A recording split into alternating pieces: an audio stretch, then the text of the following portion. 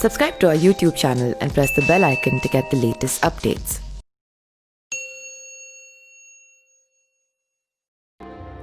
बॉलीवुड अभिनेत्री रेखा की जिंदगी किसी पहेली की तरह है जिसे सभी जानना चाहते हैं। उनका जीवन संघर्षों की कहानी है। जमाने ने उन्हें ठोकरें दी तो प्यार भी दिया। प्यार में कई बार उनका दिल टूटा तो कई दिल तोड़ने के इल्जाम भी उन पर हैं। साउथ की रेखा हिंदी फिल्मों के स्थापित अभिनेत्री बन तो गईं, लेकिन एक समय में सी ग्रेड की फिल्मों में भी उन्होंने काम किया था। ओम पुरी के साथ उन्होंने इंटीमेट सीन दिया तो वहीं अक्षय के साथ पर्दे पर लव सीन दिया और उनकी केमिस्ट्री के कारण उनके बीच अफेयर की बात भी कही गई। उनका नाम समकालीन कई अभिनेताओं के साथ जोड़ा गया, लेकिन कभी उन्हें मुकम्मल प्यार नहीं मिल सका। उनके जीवन के तमाम पहलुओं को उजागर करती यासिर उस्मान की किताब रेखा एन अनटोल्ड स्टोरी। आपको बता दें कि यासिर इससे पहले राजेश खन्ना पर भी एक किताब लिख चुके हैं, कुछ तो लोग कहेंगे के नाम से। यासिर का दावा है कि रेखा एन अनटोल्ड स्टोरी में उन्होंने रेखा के जीवन से जुड़े कई ऐसे राज उजागर किए हैं जो लोग नहीं जानते। उनके जीवन की शुरुआती स्ट्रगल से लेकर सुपरस्टार बनने तक के सफर में कितनी मुश्किलों का सामना करना पड़ा, ये सारी बातें इस किताब में लिखी गई है, बताई गई हैं। इस किताब में बताया गया है कि रेखा को शुरुआती दिनों में काफ़ी स्ट्रगल करना पड़ा। काफ़ी कम उम्र में उनके साथ इंडस्ट्री में काफ़ी बुरा व्यवहार किया गया। पहली ही फिल्म में उन्हें ज़बरदस्ती स्मूच का शिकार होना पड़ा था। तब वो महज 15 साल की थीं और फिल्मों में करियर बनाने निकल पड़ी थी। यह घटना उनके साथ मुंबई में फिल्म शूटिंग के दौरान घटी। इस किताब के मुताबिक फिल्म अनजाना सफ़र के सेट पर रेखा के साथ 5 मिनट तक स्मूच किया गया और वो भी बिना जानकारी दिए, और यह स्मूच सीन देने के बाद वो बेहोश हो गई थीं। इस किताब के मुताबिक रेखा और अभिनेता विश्वजीत के बीच एक रोमांटिक गीत की शूटिंग चल रही थी। गाने की शूटिंग के दौरान डायरेक्टर के एक्शन बोलते ही अभिनेता ने रेखा के होठों को किस करना शुरू कर दिया और यह सिलसिला 5 मिनट तक चला। 15 साल की रेखा को कुछ समझ में नहीं आ रहा था कि वो क्या करें। उन्होंने डर कर अपनी आंखें बंद कर ली। इस सीन के बाद रेखा बहुत रोई और अपने साथ हुई इस घटना को लेकर आवाज़ उठाने की सोची, लेकिन उस समय उन्हें काम की सख्त ज़रूरत थी, इसीलिए वो अपने साथ हुए इस घटना पर चुप्पी साध गई। इस किताब में मद्रास की एक लड़की के किस्से लिखे गए हैं जो आम शक्ल सूरत वाली है, जिसके बाप ने उसकी मांग को और उसे नहीं अपनाया। पैदा होने के साथ नाजायज़ का ठप्पा लग गया। समाज ने ताने दिए और इंडस्ट्री में मोटी और बदसूरत कहा गया। दरअसल रेखा की मां पुष्पवल्ली 50 के दशक की तमिल अभिनेत्री थीं। पुष्पा और उनके समकालीन अभिनेता जेमिनी गणेशन के बीच प्यार हुआ। जेमिनी के प्यार में डूबी पुष्पा ने ज़माने की परवाह नहीं की और दोनों की पहली बेटी भानु रेखा हुई।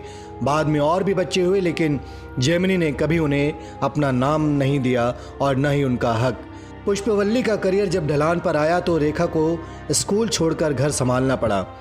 14 साल की रेखा जब मुंबई फिल्मों में करियर बनाने आई तब अमिताभ और जया का करियर शुरू हुआ था और कुछ एक फिल्में सफल भी हुई थीं। राजेश खन्ना उस दौर में सुपरस्टार कहे जाने लगे थे। बचपन से प्यार और अपनेपन की भूखी रेखा अपने सह कलाकारों द्वारा प्यार के नाम पर मजाक बन गई। उसे इंडस्ट्री में मर्दों ने प्यार किया फिर छोड़ा। उसे दूसरी औरत और मर्दखोर तक कहा गया, लेकिन किसी ने उनका दर्द नहीं देखा और ना ही उनका प्यार। कई अफेयर्स के बाद आखिर रेखा ने दिल्ली के निकिताशा ब्रांड के मालिक मुकेश अग्रवाल से शादी कर ली, लेकिन रेखा का जीवन शादी के बाद भी सामान्य नहीं रहा। मुकेश से शादी के बाद उनकी अनबन होने लगी और झगड़े के बाद उन्होंने मुकेश से बात करना बंद कर दिया। मुकेश रेखा के पीछे मुंबई पहुंच गए और रेखा की कार के पीछे बारिश में रोते हुए दीवानों की तरह भागते रहे, लेकिन रेखा नहीं रुकी। शायद समाज इतना लिबरल तब भी नहीं था, इसीलिए तरह तरह से लोगों ने उन्हें प्रताड़ित किया। उन पर कई तरह के आक्षेप थे, लेकिन मुकेश के घर वालों ने उन्हें बाइसेक्सुअल तक करार दिया। उनकी पर्सनल सेक्रेटरी फरजाना को मुकेश के घर वालों ने उनकी पार्टनर बताया। मुकेश अग्रवाल की मौत के बाद रेखा को लोगों से नफरत मिली। मुकेश ने अपने फार्म हाउस में रेखा के दुपट्टे से लटक कर जान दे दी थी। तब पूरे देश ने उन्हें वैम्प करार दिया।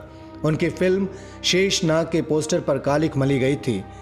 रेखा शहंशाह अमिताभ बच्चन के प्यार के किस्से जब सरेआम हुए तो जया ने उन्हें डिनर पर बुलाया। जब रेखा जाने लगी तो जया ने कहा, मैं अमित को किसी भी कीमत पर नहीं छोड़ूंगी। कहा जाता है कि शुरुआती फिल्म सावन भादो के नायक नवीन निश्चल उनका पहला प्यार थे, लेकिन इस किताब का दावा है कि उन्हें पहला इश्क जितेंद्र से हुआ, लेकिन जितेंद्र अपनी एयर होस्टेस गर्लफ्रेंड शोभा के साथ कमिटेड थे। रेखा का दिल टूट गया और उनके टूटे हुए दिल को सहारा दिया विनोद मेहरा ने। विनोद ने उनसे शादी भी की, लेकिन मां के कारण उन्हें दूर होना पड़ा।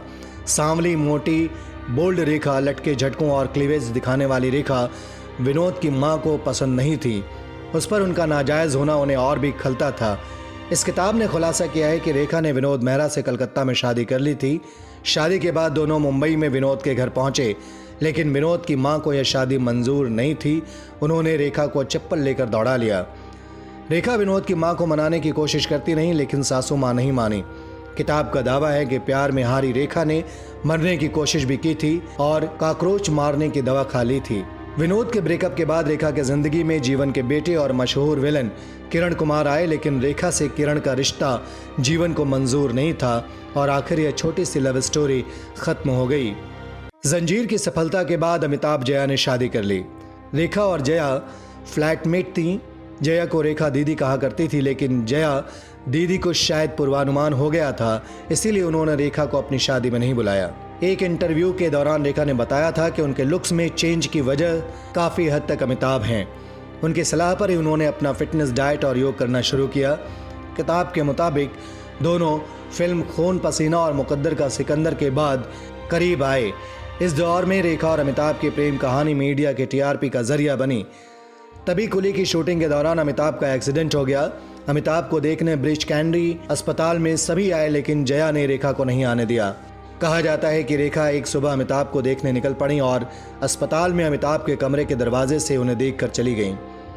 मुकेश की मौत के बाद रेखा ने मीडिया से दूरी बना ली, लेकिन 2004 में एक इंटरव्यू के दौरान सिमी ग्रेवाल ने अमिताभ से उनके रिश्ते के बारे में पूछा।